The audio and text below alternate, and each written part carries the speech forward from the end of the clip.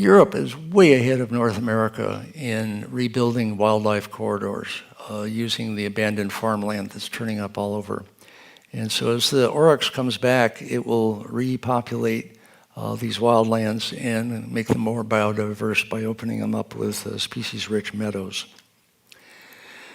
Now, Sergei Zimov is probably the biggest ecosystem revivalist there is out there.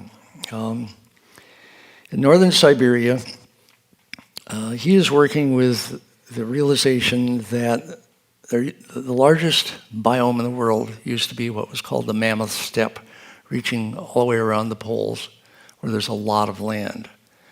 And it's now mostly boreal forest and tundra, but back in the day it was grassland, kept that way by mammoths and by other large herbivores. So Sergei is bringing large herbivores to this place he calls Pleistocene Park, 93 square miles, they're fenced, where he is restoring the original density, somewhat like Africa, of these large animals. And they are treading the tundra down, turning it into grassland, likewise the forest.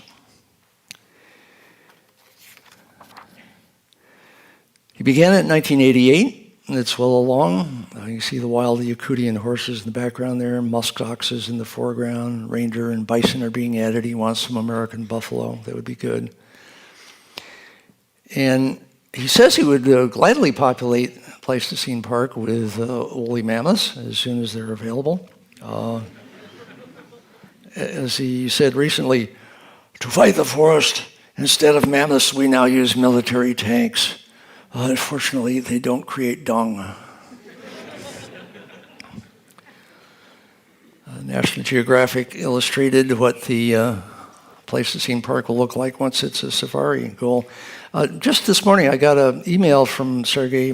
He's buying land south of Moscow. He's going to start he already is starting a more accessible Pleistocene Park. And it's already starting to fence it and inhabit it with these creatures. And that one will be easier for us and everybody else to visit. Part of what he wrote me today is, he says, part of all required animals I have found within Russia, but some will have to be taken from abroad. Aurochs, bison, mouflons, red deer, all these animals lived on this territory in Pleistocene. Also mammoths, hyenas, cave lions, cave bears, cave humans. So by the end of that private meeting at National Geographic, the scientists